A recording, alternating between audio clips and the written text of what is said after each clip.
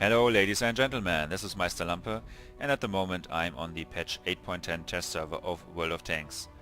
Because finally the Japanese tanks have arrived and I wanted to give you a quick overview. And I wanted to start at tier 7, the type 5 Giri. This is a medium tank and it gets a real interesting choice of weapons.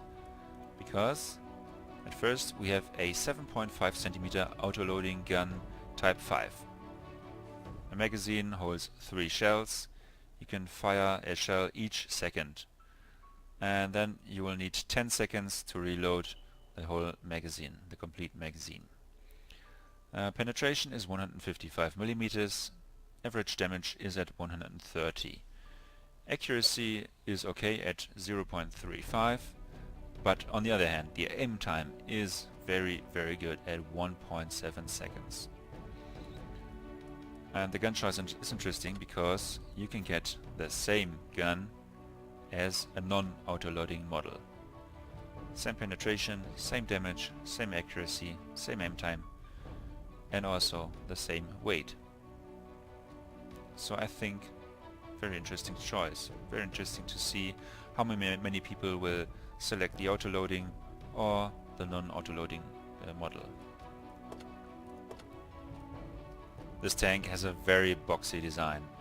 There's not much sloping going on, either on the side or on the front. It's almost like a German design, like the Tigers or one of the VKs. But what's very interesting is the amount of hit points. 1250, that is 50 hit points more than the German tier 7 medium, the Panther, or 100 more than the VK3002M, the other German tier 7 medium tank. The armor, 75 at the front, on the hull and on the turret, but I guess the hull armor has only a thickness of 75 on this part. I'm not sure on this one. I think this will be much thinner. Turret also 75 in the front. Turret side is 50 and hull 35. Very bad side armor.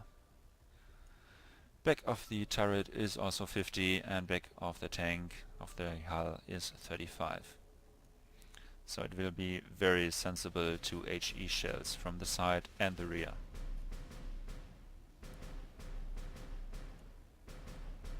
It's also not the fastest one, 42. It's okay, it's not too slow, but it's not very fast either. Traverse speed is okay at 34, turret traverse is 36, a little bit better. So let's go on to the next one at tier 8, the STA-1. There's a bit more sloping going on here at the front at least, but it's only 45 millimeters. And effective armor with this angle will be maybe like 80-90 millimeters. And from the shape, from the looks, it's a bit like the pattern. But when I see the engine bay configuration here, there will be no gun depression at all if you point the gun to your rear. Of course you won't be often in that situation, but it can be a problem at some times. So back to the armor. It's 70 millimeters at the front of the turret. The gun mantlet actually looks very thick, but I'm not sure if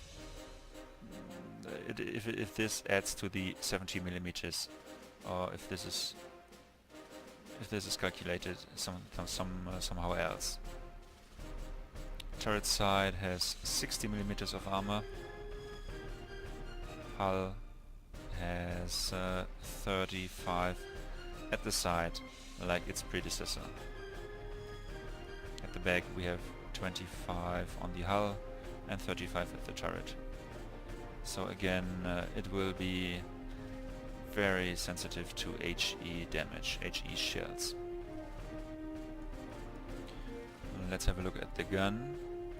It's a 90mm gun, 218mm of penetration, 240 damage, 0.36 accuracy and 2.3 seconds aiming time. I wanted to compare that to the values of the Indian Panzer's gun, because it seems to be similar. 8 rounds a minute, 6mm of penetration more on the Japanese one, same damage, accuracy is a bit worse, but aim time is a lot better. But they are very comparable, these two guns. Back to the STI-1 and let's have a look at the other stats. Hit points 1450, that's the same as the Panther II, and 10 more than the Pershing. Speed limit is increasing a bit, traverse speed is increasing a lot, plus 10 degrees per second, reaching 44.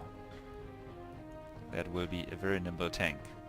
Not so much speed-wise, but it can turn very quick on a dime. Turret traverse speed is 42, also very good. View range is average at 390 meters. There are tanks at 380 and there are also tanks at 400 meter view range on tier 8. Next one is the Type 61, the tier 9 medium tank. It looks similar, but on top of the turret it has an extra weak spot, and a real big one. This is a commander's cupola with a machine gun on top, and there's also a range finder to the left and the right, but this will be a no-hit zone. This one is really huge. If you come over a hill, the enemies will have an easy target here. A huge and easy target to hit. That's really nasty. But there's also a good news. This part here at the back of the turret is also a no-hit zone box. So enemies can shoot here, but the shell will just fly through. It's not actually a part of the damage model. Let's have a look at the stats as well. The armor stays nearly on the same level as the STA-1. 70mm at the front of the turret, 60 at the side, 35 at the rear. And the hull, it increases a bit by 10mm at the front, but we are here on tier 9. This is really bad armor. And this at the side we have 35 and at the rear 25, like on the tier 8 and the tier 7 medium tank. But speed is increasing again at nearly 48. Traverse speed is increasing to 48. So this will be even a bit more nimbler than the tier 8 one. Turret traverse is at 42. This one had also 42. View range increases a bit to 400 meters. Let's have a look at the gun. We have a huge upgrade to a 105mm gun. 258mm of penetration, 390 average damage, 0.36 accuracy and 2.3 seconds aim time. That's pretty standard for a tier 9 medium tank gun.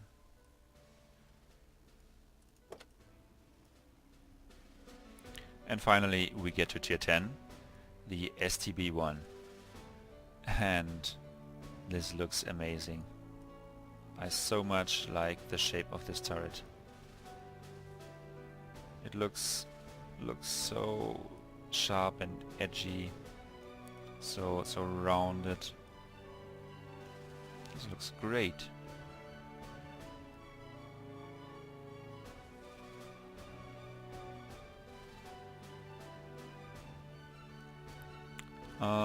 132 millimeters of frontal hull turret armor. Very good. And with the angling that's going on here, I hope this will be very bouncy from the front. But yeah, there can be ricochets, I think. When you hit here, the shell can go into the tank, because this will be like 20 or 30 millimeters only, I guess. Not sure, but I guess. Also 130 millimeters turret armor at the side, so this turret is actually very nice and seems to be very bouncy. But turret rear armor is only 37. Hull armor is also getting a lot better now. We have a steeper angle here of the upper glacis, and the thickness increased by double, from 55 to 110.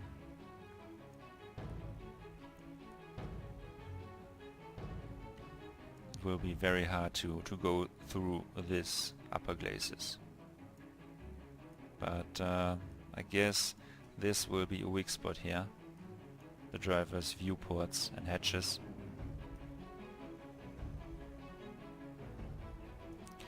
And again, the side armor and the rear armor is very, very bad. 35 and 25. So avoid artillery splash damage and HE shots to the side or to the rear. We have again an increasing speed limit, this time to 53 km/h, and a traverse speed increase to 52. So this will be a really nimble tank. Of course, again, not the fastest one, but I think it will outmaneuver many heavy tanks and maybe some medium tanks. Turret traverse stays at 42. View range increases to 410 this time. The gun is again the 105mm rifled gun, but with an increased rate of fire this time. And it looks like an increased aim time. This is 2.1, and here we had 2.3. Yeah. Oh, and I should not forget to talk about the gun depression of this thing. It's minus 10 degrees. And for example, the M48 Patton and the Leopard both have minus 9. There's only one tier 10 medium tank which has also minus 10 degrees, and that's the British FV4202. It's a very nice feature. I like to play tanks which have such a good gun depression. But we'll see how that works in a later replay that I will prepare for you. I already played a few battles in the STB1, and in a later review I will also check out the new Russian Object 430 and the Object 430 version 2, and I will also have a look at the other new features of the game. Until then, thanks for watching and bye bye.